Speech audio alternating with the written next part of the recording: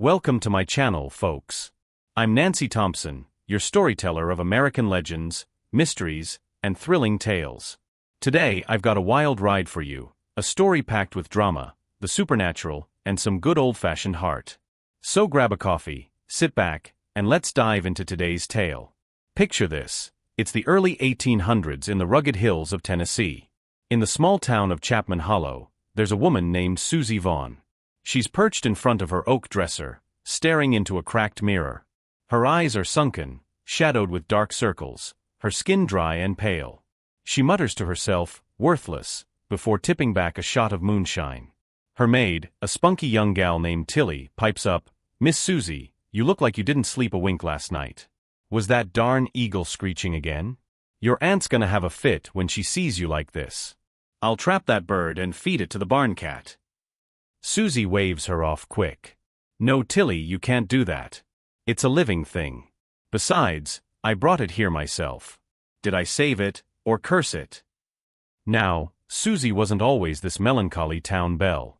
She grew up on a modest farmstead with her folks, Tom Jensen and Martha May.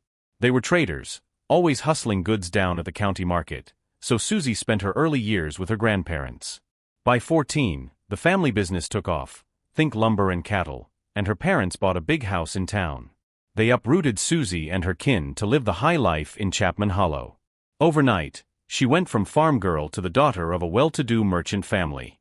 Eventually, her folks arranged her marriage to Luke Warren, a young man from a wealthy clan. Luke wasn't your typical spoiled rich kid, no gambling or saloon brawls for him. He was gentle, kind, and head over heels for Susie. After the wedding, their love only grew. Sweet as Tennessee honey, thick as molasses. Life was good. But trouble brewed on the horizon. Luke's dad fell ill, and the family business started to wobble. Luke had to step up, juggling ledgers and long trips to strike deals, sometimes gone for months, even half a year. Susie understood, but those lonely nights hit hard. Curled up in their big empty bed, she'd think of her husband and quietly cry, sometimes muffling sobs into her quilt. One day, needing a break, Susie took Tilly into town to browse the bustling market. Amid the chaos, she spotted a gaggle of kids tormenting something, a wounded hawk, grounded and helpless. The little rascals were poking it, hollering, "Say something lucky for us." Susie marched over, shooing them off. One kid piped up, "Ma'am, this hawk can talk. We just want some good luck words." Susie softened. "Hand it over, boys." They balked, so she traded a tin of fresh-baked cookies she'd just bought. The kids scampered off, divvying up the loot, while Susie scooped up the hawk and rushed it to Doc Miller's clinic nearby. The doc took one look and grumbled, "Feathers all dull, tangled mess. Looks like an old bird. Even if we patch it up, it won't last long. Why bother?" But when Susie slid a few silver coins his way, he got to work, stitching and bandaging with a newfound focus. Susie brought the hawk home, nursing it back to health. Soon, it was perky, chirping cheerful phrases to anyone around. The whole household took a shine to it, especially Susie. With that bird by her side, the loneliness ebbed away. But then, a few nights back, things took a strange turn. That hawk, usually quiet as a church mouse after sundown, started squawking up a storm. It'd chatter non-stop, loud enough to rattle the windows. Susie couldn't catch a wink of sleep, tormented by the noise. Yet come daylight, the bird clammed up, silent as the grave. When Tilly threatened to turn it into cat chow, Susie's kind heart kicked in. "No, Tilly, don't you dare. Maybe it's sick or something." She hauled it back to Doc Miller's, but he just shrugged. "Old hawk's fine, bit creaky sure, but nothing wrong I can see." Sleep-deprived and frazzled, Susie bid her in-laws good night and stumbled to bed, hoping for some shut-eye. Just as she drifted off, Tilly burst in, waving a letter like it was a winning lottery ticket. "Miss Susie, great news. Luke sent word, he's comin' home in a few days." Susie snatched the letter and devoured every word. Luke's handwriting spilled over with love and longing. He wrote about wanting to see his bright, beautiful wife when he got back, full of life, not worn down. Susie's heart leapt. Her man was coming home. She bolted upright, calling Tilly to hit the town. "We're getting new dresses and some lavender soap. I want to look my best for Luke." As they headed out, a voice called from behind, Mrs. Warren, hold up a sec. Susie and Tilly turned to see Old Man Lou, a grizzled fella who ran a roadside fortune-telling stand. Lou was a town fixture, everyone knew him. About a year ago, Susie and Tilly had stumbled across a gang of roughnecks smashing up his stall, bloodying his nose over some prediction gone sour. They'd even demanded $10 for Dr. Bills. Susie, feeling sorry for the old coot, had Tilly slip him the cash to square things up. Saved his hide, really. Ever since, Lou tipped his hat whenever Susie passed by. Today, though, he had something to say. They stepped over to his stand, and he squinted at her. "Mrs. Warren, you look beat. Trouble sleepin'?" Susie didn't hold back. She spilled the whole yarn, how she'd rescued the hawk, how it had turned into a nighttime nuisance, keeping her awake. Lou's eyes narrowed, and he leaned in close. "Listen good, ma'am. That hawk's savon you. From now on, sleep in the daytime. Stay awake at night. If you don't, something awful's comin'. I can't say more, but trust me, it's bad." Susie froze. Her mind raced back to those restless nights. Half asleep, she'd swear she saw a shadowy figure in black creeping into her room. Before she could make out his face, that hawk's racket would jolt her awake. Tilly, wide-eyed, chimed in, "Miss Susie, folks say old Lou's predictions are spot on. Remember that bully he warned last year? Got himself thrashed, just like Lou said. You gotta listen to him."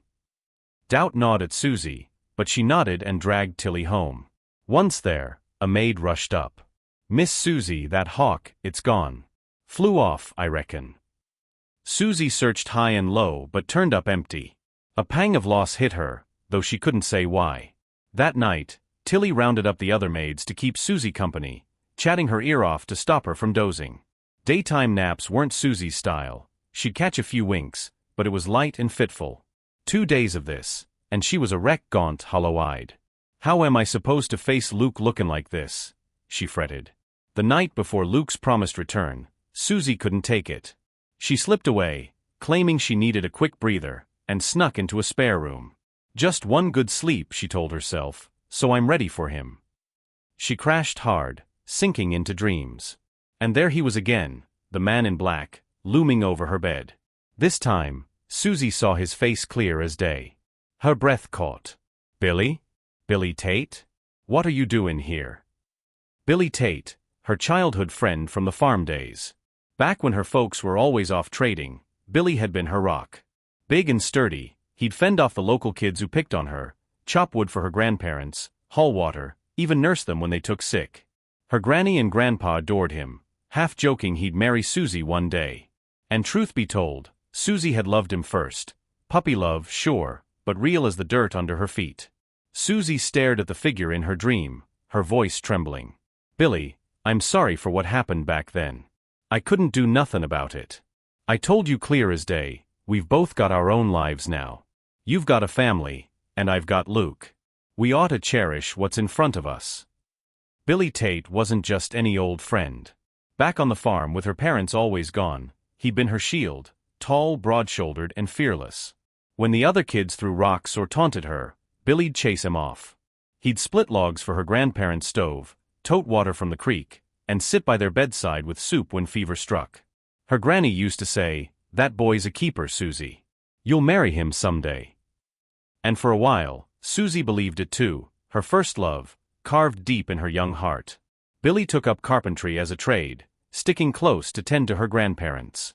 Even when he worked out of town, he'd be back in 3 days, 5 at most, arms full of little gifts, a whittled bird for Susie, a new chair for the porch. It warmed her grandparents' hearts, and Susie's too. They started dreaming of a future, her and Billy, hitched and happy.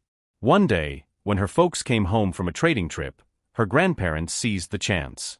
"Tom, Martha, let's settle it. Billy's good as gold, let him marry Susie." But her pa, Tom Jensen, shut it down cold. "Ma, Pa, I know Billy's a fine boy. He's helped us plenty. But a horse is a horse, and a man's a man. We can't just hand over our only daughter out of gratitude. We're moving to town soon, bought a house in Chapman Hollow. We'll find Susie a proper match there. You don't want her scrapping by with a carpenter, do you?" Her grandparents backed off, and Susie sobbed till her eyes swelled shut. She begged her folks, her granny, anyone who'd listen, but it was no use. She couldn't bear to tell Billy, didn't want to see the hurt in his eyes. Soon after, Tom tracked down a buddy building a house in the next county. He offered Billy a job, good pay, $50 up front, but it'd keep him away for a spell. Billy, eager to save up for a ring and a life with Susie, took it. Before he left, he ran to her, grinning. "I'll be back soon, Susie. Gonna make something of myself for you." She nodded, choking back tears, unable to warn him her family was pulling up stakes. The day Billy rode off, the Jensens packed their wagon and rolled into Chapman Hollow. Susie never forgot him, though. She'd sneak off to visit the old farm, but her folks always caught wind and dragged her back. Heartbroken, she threw herself into books, poetry, music, etiquette, transforming from a farm girl into a refined lady. Then came Luke Warren, the right match her pa wanted. She thought Billy was gone from her life for good. Fate, though, had other plans. Years later, Luke's pa hired a crew to fix up the Warren estate, and who should show up but Billy Tate, hammer in hand. Seeing him again after so long lit a spark in Susie's chest, but it was bittersweet, they'd both moved on. That night, alone in her room, missing Luke, she tossed and turned, memories of Billy flooding back. Then the door creaked open, and there he stood, cloaked in black, spilling his guts. "Susie, I loved you fierce," he said, voice raw. "When I got back from that job, flush with cash for a ring, your place was empty. I figured it out quick, your folks didn't want me. I drank myself stupid, hid in my shack, let the misery eat me alive." Turns out, a gal from their old village, Cindy Lou Tweeleen, had always carried a torch for Billy. She'd been Susie's best friend growing up, but kept her feelings buried. When Billy hit rock bottom, Cindy started showing up, bringing stew, leaving it at his door, talking to him through the walls. One day, half drunk and touched by her stubborn kindness, he let her in. One thing led to another, and next morning, he woke up regretting it, but a man's gotta own his mistakes. He married her, figuring Susie was lost to him forever. Problem was, Billy's heart never let go. Living with Cindy, all he saw was Susie's face. Desperate to give Cindy a better life, and maybe to see Susie again, he moved to Chapman Hollow, taking carpentry jobs. When he heard the Warrens needed work done, he cut a deal with the foreman, half pay, just to get in. Seeing Susie that day broke him all over again. She tried to set him straight. "Billy, Cindy's good and true. You gotta treasure her, don't waste what she's given you." He'd stormed off, face dark, and quit the job next day. That was the last she'd seen of him, till now in this nightmare. "Billy, why you hauntin' my dreams?" she demanded. But instead of answering, he lunged, pinning her down, tearing at her nightgown. "I can't stop thinking of you, Susie," he growled.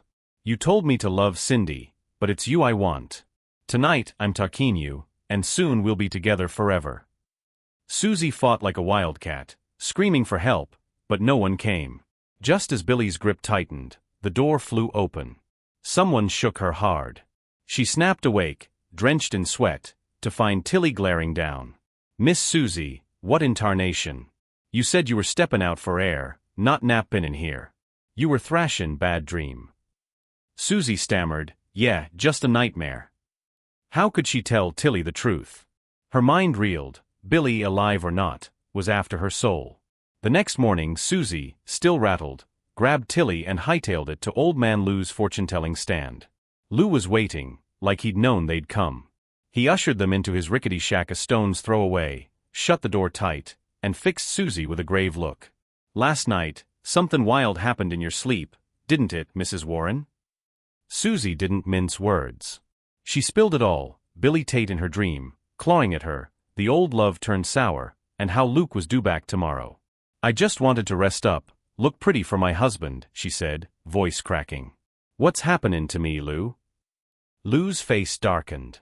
"You've been snared by Billy Tate's soul-castin' girl. He's usin' some wicked trick I taught him." "Soul-castin'? What in blazes is that?"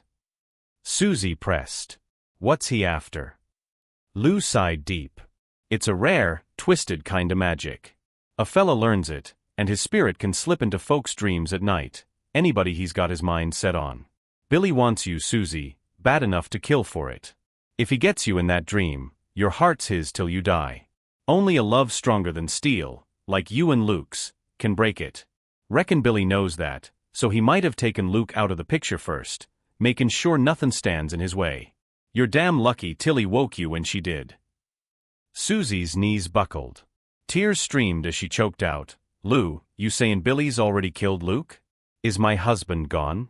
And that letter, Luke said he'd be home tomorrow. Was it a lie? She fumbled in her pocket, pulling out the note, and thrust it at Lou. Lou took it, scanning the scrawl, even giving it a sniff. He rubbed his chin, muttering to himself, then spoke slow. This here's Luke's hand, no doubt. But Billy's meddled with it, used that soul castin' to worm into Luke's head, made him write it. Trick was to get you sleepin' deep, all primped and ready for his return. Gave Billy his shot at you. As for Luke, dead or alive, I can't reckon. Might be hope yet. He paused, eyes sharp. We gotta find Billy. He's the key. Before he finished, a crash split the air. The door splintered, and in stormed Billy Tate, wild-eyed and snarling. Ain't no need to hunt me, Master Lou, I'm right here. None of you's slippin' my grasp. And Luke Warren? He's been cold in the ground for days. Susie reeled, fury boiling over.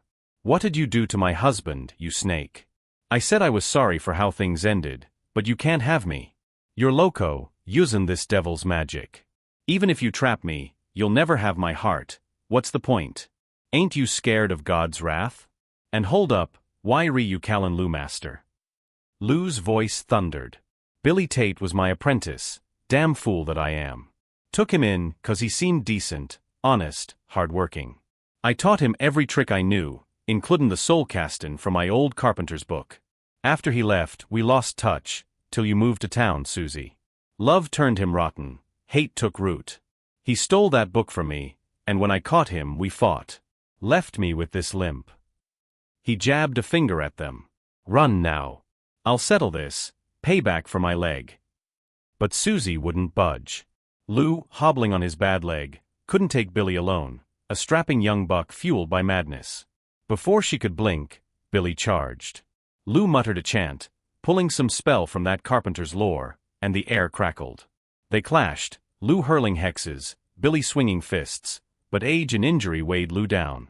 A brutal punch to the chest sent him sprawling, blood trickling from his mouth as he passed out.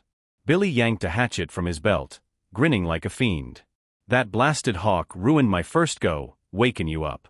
Took me ages to get this chance, and then Tilly mucked it up again. If I can't have you, Susie, Luke ain't gettin' you neither. Today we end it, I'll die with you. He raised the hatchet, aiming for Susie, his childhood sweetheart turned obsession. Tilly screamed and threw herself in front, taking the blade in her shoulder. She crumpled, out cold. Billy lifted the hatchet again, but a blur swooped in, a sharp caw pierced the room. That old hawk, missing for days, dive-bombed Billy, beak sinking into his hand. Blood sprayed, the hatchet clattered to the floor. Billy howled, flailing as the bird circled, darting in to peck and claw. It raked his eyes. Billy shrieked, blinded, staggering in a rage-fueled panic. Lou stirred, groggy, and snatched the fallen hatchet. He lunged at Billy, ready to finish it, revenge for his leg, justice for the chaos. But a woman burst in, throwing herself over Billy. The hatchet grazed her shoulder. Billy gasped, Cindy Lou? You here? Why re you so damn foolish? I ain't worth it. Cindy, tears streaking her dirt-smudged face, clung to him. After you left, I couldn't rest. Knew you'd come after Susie and do something dumb. I tracked you here, 'cause I love you, Billy. Don't talk worth. Love ain't about that. Susie, we were like sisters once. Lou, he was your teacher. Billy's lost his way, 'cause he couldn't let go. Look, he's paid with his eyes. Spare him, please. I'll take him home, stay with him forever, tend to him. Billy sobbed, broken. Cindy, I don't deserve you. Susie, I'm sorry. If there's a next life, I'll find Cindy first, make it right. Lou, Susie, and a waking Tilly watched, hearts heavy, as Billy repented in Cindy's arms. The hawk, spent from its fight, fluttered down, limp. Susie scooped it up, tears falling for the bird that had saved her time and again. Susie cradled the limp hawk, her sobs echoing in the cramped shack. Old man Lou staggered over, urgency in his cracked voice. "Hand me that bird, Susie. It might be more'n you think, could be Luke." Susie's head snapped up, eyes wide with shock. She thrust the hawk into Lou's trembling hands. He sank to the floor, clutching it close, and started muttering words from that old carpenter's book, half prayer, half spell. The air hummed. Suddenly, the hawk's eyes flickered open. Susie, Tilly, and Lou gasped as a wisp of white smoke curled from its body. In a blink, an old man stood there, stooped, weathered, but with a twinkle in his kind eyes. He stretched, groaning, "Lordy, these past days cooped up in that bird's bones, stiffer'n a frozen mule." Susie squinted, heart pounding. Something about him felt familiar. She dropped to her knees, voice quaking. "Sir, you some kind of spirit? Do you know my Luke? Is he alive? I miss him something fierce. Can I see him again?" The old man chuckled, hauling her up gentle-like. "Easy, Susie, don't go bowing to me. I ain't no saint. Years back, I was a wanderin' tinker, fixin' pots and pans. Got myself caught by some rowdy fellas, locked in a cage for laughs. Nearly died till a kind trader, your Luke, bought me free and let me go. Then Billy Tate came along, mad as a hornet, usin' that soul-castin' to sneak into Luke's dreams. Made him pen that letter, then dragged his body off a cliff. I found him too late." He paused, eyes soft. "Luke begged me to save you, Susie. Said he couldn't leave you to Billy's schemes. So I let his spirit hitch a ride in me, hid him in that hawk's frame. Flew back to you, but some kids nabbed me, darn near pecked to death. You saved me again, and I saw Billy plottin' to claim you in your sleep. Kept squawkin' to keep you awake. My spirit was fadin' though. Had to rest a spell, so you thought I'd flown off. Today, I knew Billy'd make his last stand, go down with you if he couldn't win. I fought with all I had, tapped every ounce of that bird's grit to protect you." Susie's tears flowed free, hope and dread tangling up inside her. The old man waved a hand, and the shack melted away. They stood in a chilly cave, damp walls glinting in faint light. On a stone slab nearby lay Luke Warren, eyes shut, still as death. Susie ran to him, throwing her arms around his cold frame, wailing his name. Lou, Tilly, Billy, and Cindy Lou, all patched up now by the old man's magic, watched, eyes misty. Susie turned to the old man, pleading, "Save him, please. Bring my Luke back." He shook his head slow, face grim. She clung tighter, tears soaking Luke's shirt. Then, a miracle. Her sobs seemed to stir something. Luke's chest heaved, eyes fluttering open. He looked at Susie, love shining through the haze. "Susie," he rasped. She laughed through her crying, and they held each other fierce, like they'd never let go. The old man grinned. "Reckon I've earned a nap after this. Time to get y'all home." He flicked his sleeve, but Cindy Lou lunged, grabbing it. Tears streaked her face as she begged, "Wait, sir. Billy lost his way 'cause of me, locked himself up, drownin' in sorrow. He's awake now, turned from that dark path. Please, heal his eyes. Not 'cause I mind carin' for him, he's young, got years ahead. Give him a chance to make it right." Luke stepped forward, voice steady. "She's right, sir. I owe Cindy too, Billy's blind, 'cause he couldn't let Susie go. Help him, I'm a skin." Susie nodded, joining the plea. The old man scratched his beard, muttering, "Love's a funny thing, makes folks die or live for it. Billy, you've got a gem in Cindy Lou, damn near threw it away. Heaven don't take kindly to that." He waved his sleeve again, and Billy blinked, sight flooding back. He dropped to his knees, thanking the old man, then pulled that carpenter's book from his coat. "Master Lou, I messed up bad, almost ruined us all. Take this back. That magic's cursed, learn it, and you're doomed to die alone. Lost my eyes to it once, but Cindy, Susie, and Luke begged him back for me. Give me a shot to start over." Lou took the book, tears in his eyes, and ripped it to shreds. "Ain't no good in it," he said, scattering the pieces. The old man waved once more, and they landed outside Lou's shack. Billy and Cindy helped the old cripple inside, vowing to tend him till his last day. They turned to Susie and Luke, hands clasped tight, and said their goodbyes. Susie squeezed Luke's arm, grinning as they headed home, Tilly trailing behind, feeling a tad out of place. Years later, Susie and Luke found Tilly a good man, a blacksmith with a heart of gold, and threw her a wedding fit for a queen. They opened a carpentry shop in Chapman Hollow, gifting it to Billy and Cindy.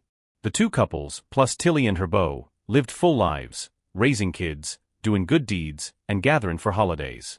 Laughter filled their homes, a warmth folks envied from afar. "Well, folks, that's the end of our first yarn," Nancy Thompson says, leaning back in her rocking chair with a grin. Susie and Luke's wild ride, love, betrayal, and a hawk with a heart of gold. Hope y'all enjoyed it as much as I did spinning it. Now stick around, 'cause I've got another tale brewin'. If you liked this one, drop a holler below, tell your friends too. Let's keep these stories rollin'. She takes a sip of sweet tea, eyes twinkling. Our next adventure's a humdinger, straight outta Tennessee folklore. It's called The Girl Who Poured Tea for the Scholar, and Got Kept. Plenty of twists ahead, so don't you dare wander off. Here we go. Back in the early 1800s, down in the bustling hamlet of Danville, lived the Tucker family. Two brothers ran the show, Jed Tucker, the older one, and Caleb Tucker, the younger. Their pa had been a dirt-poor farmer, barely kept chickens cluckin'. When he and their ma passed on, the clan gathered round, and the boys split the inheritance fair and square, no squabblin', no fuss. Jed hitched up with a sharp gal named Ellie Mae. She had a knack for numbers, could tally a ledger faster'n you could blink. Jed was a trader wheelin' and dealin' with lumberjacks and cattlemen, while Ellie Mae hovered behind, cipherin' profits like a hawk. Together, they raked in cash hand over fist. The Tucker name started mayonine somethin' in Danville, money piled up like cordwood. But Jed and Ellie Mae weren't the spendin' kind. They hoarded every dime, stashin' it away instead of buyin' land or fixin' up the homestead. Caleb, though, was cut from a different cloth. He buried his nose in books, law tomes mostly, I mean to be a proper scholar. Didn't earn a penny, mind you, but he had a heart big as the Smokies. Loved makin' friends, helpin' folks down on their luck. If a beggar knocked, Caleb'd empty his pockets. When his own cash ran dry, he'd sneak into the family stash, Jed and Ellie Mae's hard-earned haul, and give that away too. Took a while, but the townsfolk started callin' him Good Caleb, half praisin', half piteen. Ellie Mae and Jed gritted their teeth over it. They'd shoot each other looks, but kept their traps shut, family's family, after all. One day, Caleb waltzed up, bold as brass, a skin to split the pot official-like. Jed didn't wanna, but he caved, handed over $30. Caleb frowned, wheedlin' for more, but Jed put his foot down. Caleb's wife, Sarah Jane, was a gentle soul. That night, she whipped up a spread, fried chicken, cornbread, the works, and poured him a glass of mulberry wine.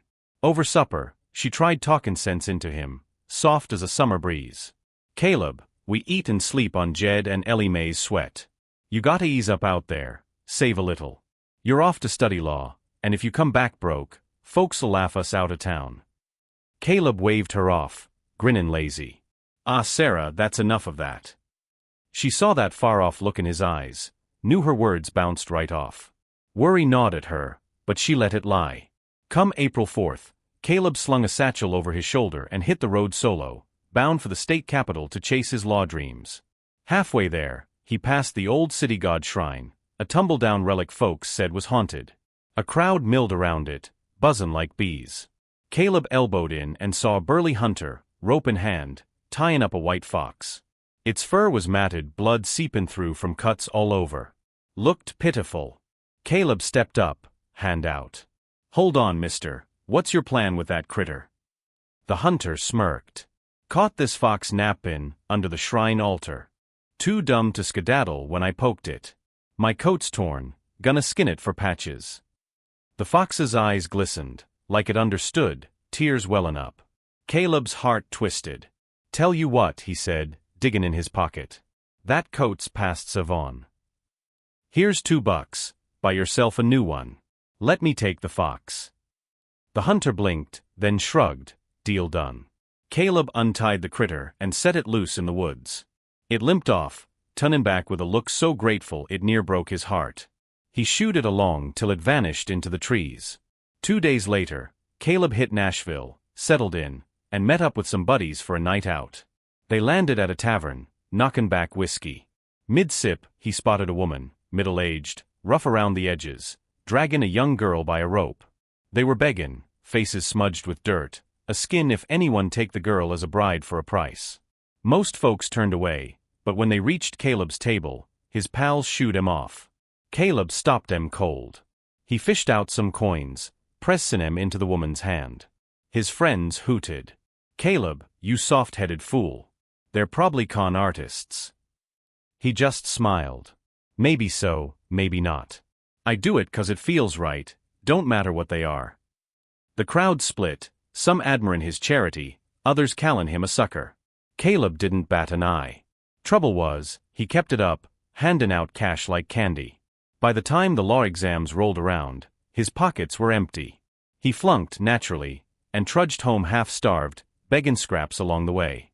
When Caleb Tucker shambled back into Danville, looking like a scarecrow after a storm, Jed and Ellie Mae didn't even try to hide their smirks. They'd poke fun at him, loud enough for the neighbors to hear, quiet enough to dodge a real fight.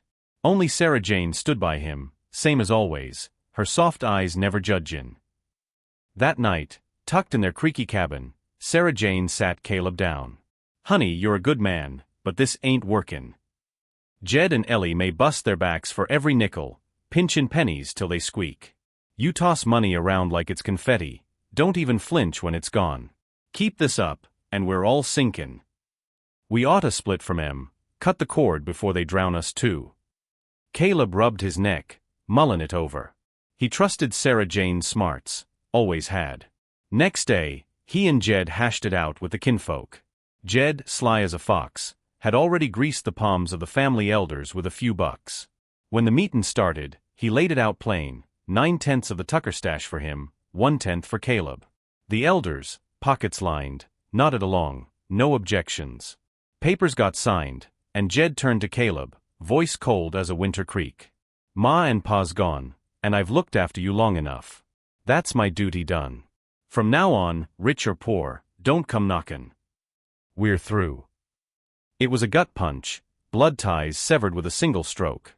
Caleb bowed his head, respecting the old folks' memory, then walked away, eyes wet. He'd snagged $300 from the split, not a fortune, but enough. He bought a little plot with a fixer-upper cabin, and for a spell, life hummed along fine. Trouble was, Caleb couldn't shake his ways. Any friend hard up, any lonesome widow with a sob story, he'd hand over cash like it was nothin'. 3, maybe 5 years, and the money was dust. Poverty crept in, gnawing at their heels.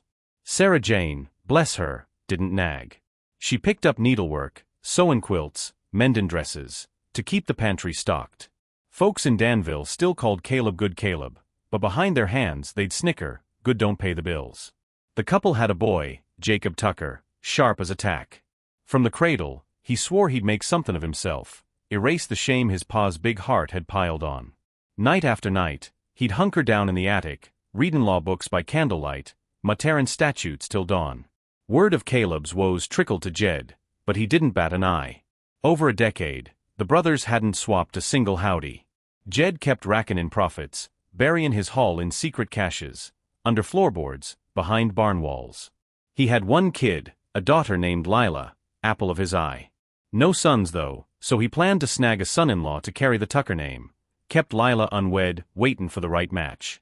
One supper, as Jed's family dug into biscuits and gravy, a flash of white light cut through the room. A young woman in a pale dress appeared out of nowhere. Jed near jumped out of his skin. Tales of fox spirits danced in his head, old yarns from the hills. He steadied himself, a skin cautious. "You one of them fox folk, ain't ya?" She smiled, sidestepping the question. "No need to fret, Mr. Tucker. I ain't here to harm. Came to see Lila, sisters we were, in another life. Heard she'd landed in your house, so I dropped by." Jed and Ellie Mae swapped doubtful looks, but Lila lit up, feelin' a pull she couldn't explain. She stepped forward, chattin' like they'd been pals forever, no awkwardness, just easy talk. She begged her folks to let the girl stay. Jed, still wary but soft on Lila, caved. The stranger called them her foster ma and pa. Ellie Mae, taken by her delicate looks, dubbed her Mandy, short for Amanda, sweet and simple. From then on, Mandy and Lila were thick as thieves, sharing secrets like schoolgirls. Mandy had a gift, could stitch a quilt finer than anyone, and she'd read fortunes too. In her spare time, she'd set up by the porch, tellin' folks their fates, never missed a mark. Word spread fast, even Sarah Jane heard, itchin' to check it out. Caleb flat out refused. One night, nigh on 3 in the mornin', Jacob was deep in his books, throat parched. He stood to fetch water when the attic door creaked open. In floated Mandy, holdin' a tin mug of tea, steam curlin' up. Jacob blinked. She was a vision, slim and graceful, hair catchin' the candle glow. "Who are you, and what are you doin' in my room this late?" he stammered. Mandy laughed, light as a breeze. "You're always buried in them books, Jacob, barely come downstairs. I'm Mandy, your ma's new help. She sent me to tend your meals and such." Jacob's brow furrowed. "We ain't got money for help. How's that square?" But Mandy's beauty muddled his head, those eyes, that smile. He let it slide, talking the tea. One sip, cool and sweet, then a heat rushed through him, wild and uncontrollable. His hands moved before his brain caught up, reaching for her. Mandy didn't pull away. Right there, in the flicker of candlelight, they crossed a line. After, Jacob was giddy as a kid on Christmas. "Mandy, having you beside me, I'd trade my whole life for this. You're a treasure." She grinned, teasing. "You ain't ashamed o' me, a lowly gal? Wanna marry me?" He swore, "Come mornin', I'll tell Ma, make it official." Mandy giggled, covering her mouth. "Silly boy," I fibbed. "Ain't you heard Jed's got a new gal at his place?" "That's me." Jacob's jaw dropped, then he frowned. "No blood between us, sure, but you're tied to Uncle Jed's house, practically kin. Folks'll talk." She tapped his forehead with a finger, playful. "You're a book-smart fool, Jacob Tucker. I've got a reason for being here, started with Jed's, but it's you I'm tied to. You'll see someday. For now, keep this hush, let's meet every night, just us." Jacob nodded, hooked. When the rooster crowed, Mandy slipped away like a ghost. From that night on, Mandy slipped into Jacob Tucker's attic like clockwork, a shadow in the moonlight. They'd talk, laugh, and when Jacob's hands wandered, she'd set a rule, only 3 times a month, no more. He'd grumble, restless as a penned-up colt, but Mandy'd knead his shoulders till the itch eased. Even with his nose in law books, Jacob started wearing a frown, sighin' to himself. One night, Mandy cocked her head. "What's eatin' you, Jacob? You look like you lost your best hound." He rubbed his eyes, voice low. "House is fallin' apart, Mandy. We're scrappin' by, sometimes can't even fill the stew pot. I'm the man here, and watchin' Ma and Pa hustle just to eat. It stings. Feel like a failure." Mandy tapped her chin, then smiled sly. "A strappin' fella like you, mopin' over a few coins? That won't do. I'll fix it, don't you worry." Next night, she showed up with a rusty shovel, thrusting it into his hands. "Follow me," she said, leading him out back to a gnarled oak by the creek. "Dig here." Jacob swung the shovel, dirt flyin', till it thunked on something solid. He pried up a wooden chest, heavy as sin. Inside gleamed silver dollars, 2, maybe $3,000 worth, churning like a moonlit river. Jacob hooped, near dancin'. "Mandy, where'd you hear about this haul?" She winked.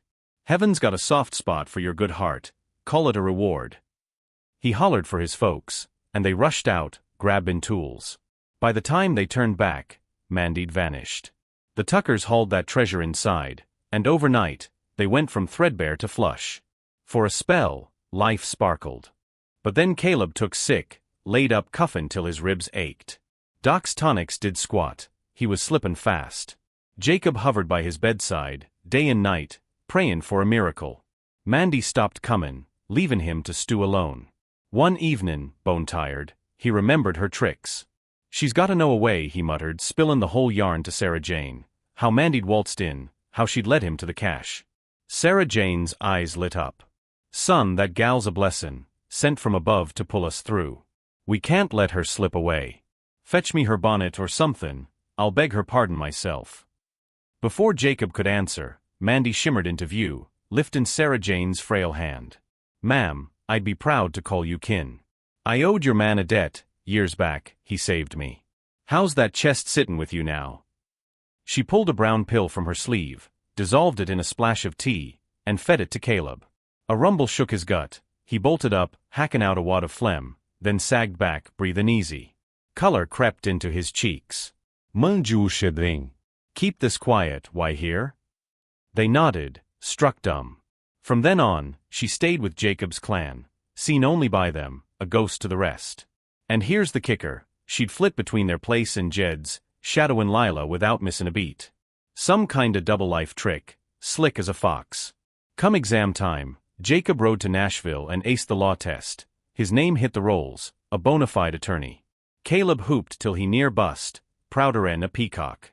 Word spread, and Jed caught wind, started feelin' a twinge of regret. Maybe I was too hard, he mused, destined to mend fences with a piece-off errand. He cracked open one of his secret stashes, only to find half the silver gone. He tore through every hidey hole, under the hearth, in the barn loft, all the same. Half the Tucker fortune vanished. Jed and Ellie Mae tallied it up, heart sinkin'. It's that Mandy, Ellie Mae hissed. She's a thief in a pretty dress.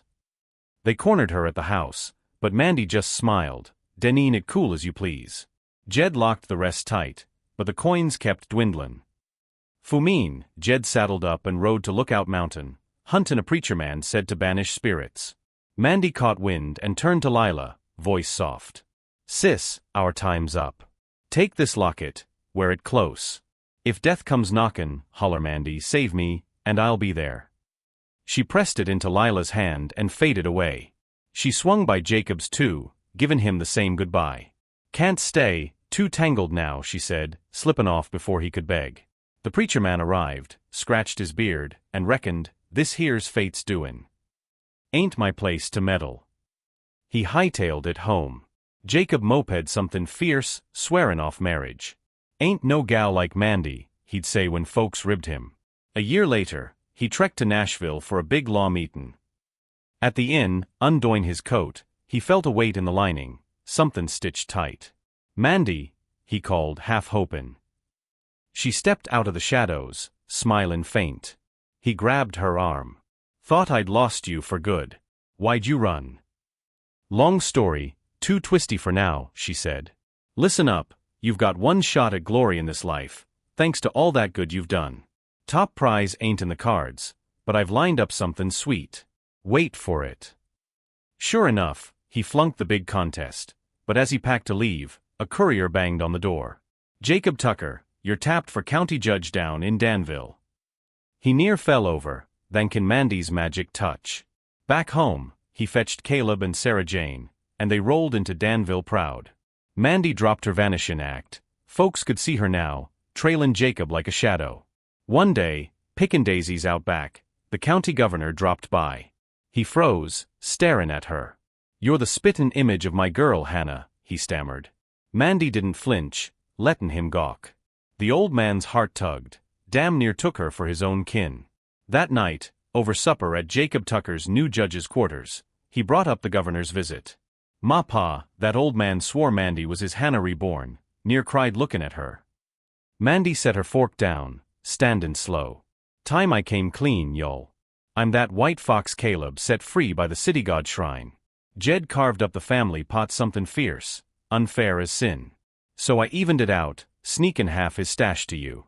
Call it payback for Caleb's kindness, call it justice from above. My debt's paid now, I reckon I oughta move on." The Tuckers froze, jaws slack. Sarah Jane reached out, voice tremblin'. "Mandy, don't go, we're kin now." But she'd already faded, leavin' nothin' but a whisper of wind. Jacob slumped, heartsick, vowin' no other gal'd do. Caleb piped up, thoughtful. "Governor said she's Hannah's twin. Maybe that's her nudge. Why don't we ask for his daughter's hand?" Jacob perked up, trustin' his pa's hunch. He rode to the governor's mansion, hat in hand, and popped the question. Hannah stepped out, 9 parts Mandy, 1 part her own spark. Jacob's chest eased, she dulled the ache of losing his fox girl. They hitched soon after, settlin' into a life that felt half fated, half earned.